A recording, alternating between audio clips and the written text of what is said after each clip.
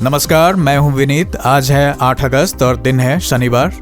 आपका स्वागत है समय बुलेटिन टॉप 25 में।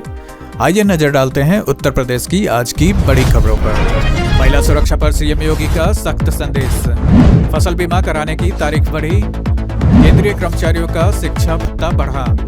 सरकारी अस्पतालों की दवाएं जांच में फेल।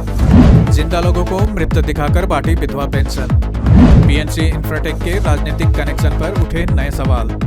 और गंगा तथा बाकी कई नदियों का जलस्तर बढ़ा, अलर्ट जारी। अब सुनते हैं बाकी के समाचार विस्तार से। सीबीएसई और आईआईटी का एआई सिखाने का नया कार्यक्रम। सीबीएसई और आईआईटी गांधीनगर ने छात्रों और शिक्षकों के साथ 3030 एकलव्य नाम से नया ऑनलाइन कार्यक्रम शुरू किया है। इसकी शुरुआत 15 अगस्त से होगी। इसमें कक्षा 6 और उससे ऊपर के छात्र एआई और कंप्यूटेशनल थिंकिंग सीख सकेंगे। कुल 8 ऑनलाइन सत्र आयोजित किए जाएंगे, जिनमें गणित और विज्ञान को रोजमर्रा की समस्याओं से जोड़कर पढ़ाया जाएगा। इस कार्यक्रम का मकसद छात्रों में तार्किक सोच, समस्या हल करने की क्षमता और नई तकनीक को समझने का कौशल विकसित करना है। इसमें अभिभावक भी शामिल हो सकेंगे। विज्ञान के छात्रों को शोध की नई सीख। पूर्वांचल यूनिवर्सिटी में नए विज्ञान छात्रों के लिए इंडक्शन कार्यक्रम आयोजित किया गया। इसमें जेनोमिक्स विशेषज्ञ प्रोफेसर ज्ञानेश्वर चौबे ने छात्रों से कहा कि पढ़ाई को सिर्फ किताबों तक सीमित न रखें, बल्कि शोध और नए प्रयोगों की दिशा में भी आगे बढ़ें। उन्होंने बताया कि आधुनिक जेनोमिक्स की मदद से मानव इतिहास प्रवासन को बेहतर ढंग से समझा जा सकता है। छात्रों से नई चीजें सीखने, सवाल पूछने और वैज्ञानिक सोच विकसित करने का भी आह्वान किया गया। फसल बीमा कराने की तारीख बढ़ी। खरीफ फसलों का बीमा कराने वाले किसानों को बड़ी राहत मिली है। प्रधानमंत्री फसल बीमा योजना के तहत अब गैर ऋणी किसान 14 अगस्त तक और ऋणी किसान 31 अगस्त तक अपनी फसलों का बीमा करा सकेंगे। पहले इसकी अंतिम तारीख 31 जुलाई थी। धान, मक्का, बाजरा, ज्वार, मूंगफली, तिल और उड़द जैसी फसलें इस योजना में शामिल हैं। सरकार ने किसानों से तय समय के भीतर बीमा कराने की अपील की है, ताकि प्राकृतिक आपदा की स्थिति में नुकसान की भरपाई मिल सके। नगर क्षेत्र में 11,508 शिक्षक भर्ती की तैयारी। उत्तर प्रदेश में लंबे समय बाद नगर क्षेत्र के स्कूलों में 11,508 शिक्षकों की भर्ती की तैयारी शुरू हो गई है। रिक्त पदों का विवरण शिक्षा सेवा चयन आयोग को भेज दिया गया है। अब पदों का परीक्षण पूरा होने के बाद भर्ती का विज्ञापन जारी होगा। इस बार चयन के लिए 120 सवालों की लिखित परीक्षा होगी। हर सही उत्तर पर 3 अंक मिलेंगे, जबकि गलत जवाब देने पर 1 अंक काटा जाएगा। ग्रामीण क्षेत्र में भी 45,000 से ज्यादा पदों पर भर्ती की तैयारी चल रही है। केंद्रीय कर्मचारियों का शिक्षा भत्ता बढ़ा। केंद्र सरकार और रेलवे के लाखों कर्मचारियों को बड़ा फायदा मिला है। 7वें वेतन आयोग के नियमों के तहत बाल शिक्षा भत्ता और हॉस्टल सब्सिडी में 25% की बढ़ोतरी की गई है।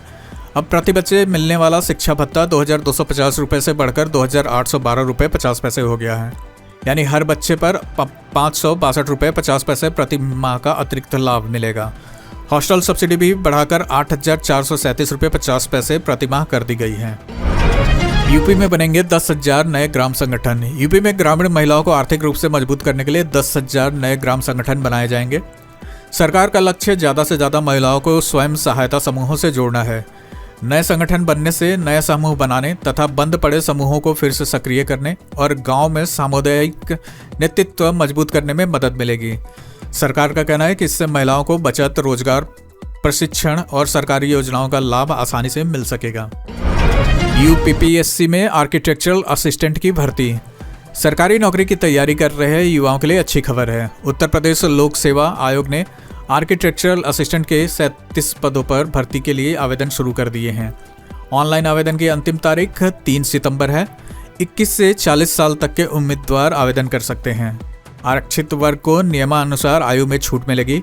आवेदन में सुधार करने का मौका 10 सितंबर तक रहेगा। 18 शहरों में बनेंगे आधुनिक प्रीमियम बस स्टेशन। यूपी के 18 शहरों में आधुनिक प्रीमियम बस स्टेशन बनाने की तैयारी शुरू हो गई है। सरकार ने इसके लिए निजी कंपनियों से निविदाएं मांगी हैं। इस परियोजना में 1,100 करोड़ रुपए से ज़्यादा का निवेश होने की संभावना है। नए बस स्टेशनों में यात्रियों को बेहतर इंतजार कक्ष, फूड कोर्ट, दुकानें और दूसरी आधुनिक सुविधाएं मिलेंगी। सरकार का कहना है कि इससे बस यात्रा आसान होगी और संबंधित शहरों में व्यापार और रोजगार को भी बढ़ावा मिलेगा। राज्य शिक्षक पुरस्कार का इंटरव्यू 13 अगस्त से। राज्य शिक्षक पुरस्कार 2025 की चयन प्रक्रिया अब अंतिम चरण में पहुंच गई है। 13 से 19 अगस्त के बीच चयनित शिक्षकों का इंटरव्यू और पीपीटी प्रस्तुतिकरण होगा। हर शिक्षक को 5 मिनट में अपने नवाचार, पढ़ाने के तरीके और स्कूल में किए गए कामों की जानकारी देनी होगी।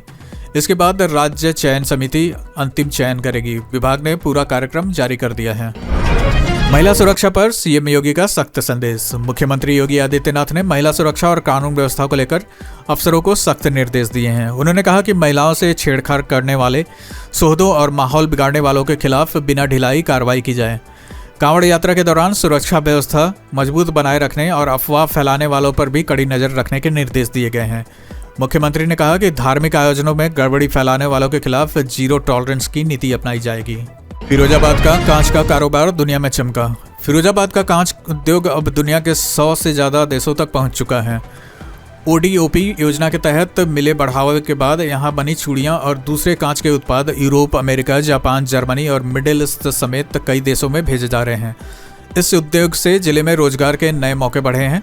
खासकर महिलाओं को ज़्यादा काम मिला है। सरकार का कहना है कि इससे स्थानीय कारोबार मजबूत हुआ है और दूसरे शहरों में मजदूरों का पलायन भी कम हुआ है।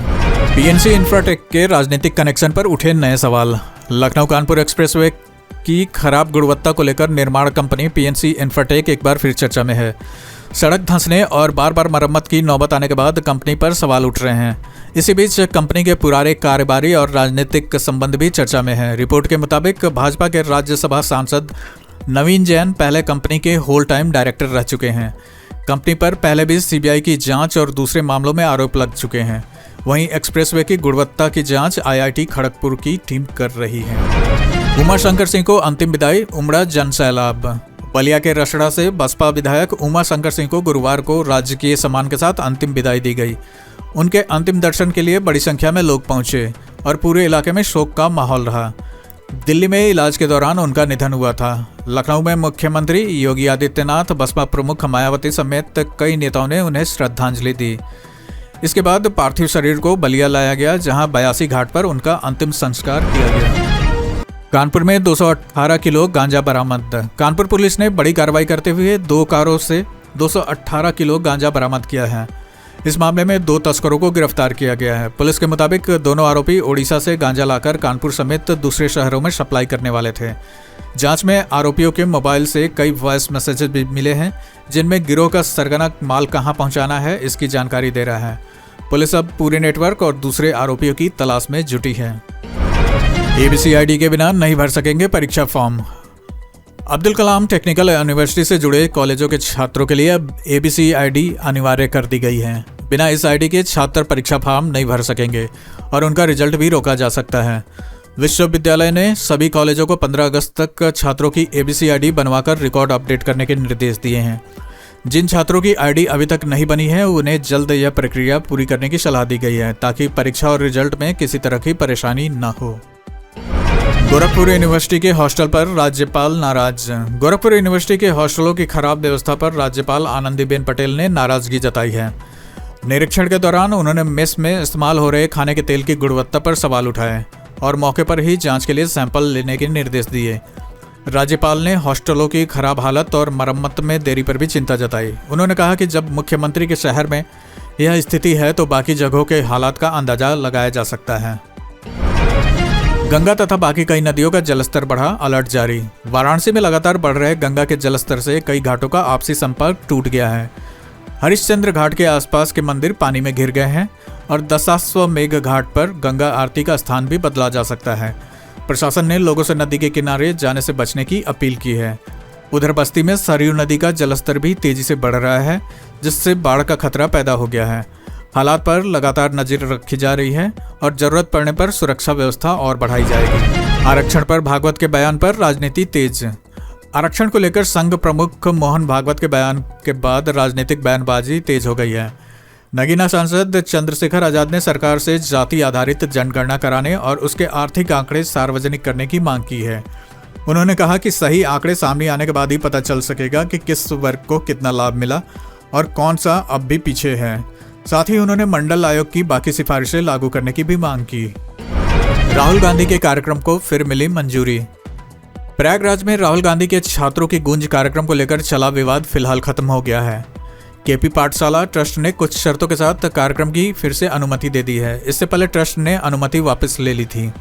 अब आयोजकों को जिला प्रशासन की मंजूरी समेत तय शर्तों का पालन करना होगा। कांग्रेस का कहना है कि कार्यक्रम 8 अगस्त को तय समय पर ही आयोजित किया जाएगा। सरकारी अस्पतालों की दवाएं जांच में फेल। सरकारी अस्पतालों में सप्लाई की गई निमोनिया और गंभीर संक्रमण की कुछ दवाएं गुणवत्ता जांच में फेल हो गई हैं। इसके बाद दवा सप्लाई करने वाली कंपनी एथेंस लाइफ साइंस को 3 साल के लिए ब्लैकलिस्ट कर दिया गया है। जांच में एमॉक्सिसिलिन और पोटेशियम क्लैवुलिनेट की 2 बैच तय मानकों पर खरी नहीं उतरी। अधिकारियों ने बताया कि अस्पतालों में दवा की गुणवत्ता से कोई समझौता नहीं किया जाएगा और खराब दवा सप्लाई करने वाली कंपनियों पर सख्त कार्रवाई जारी रहेगी।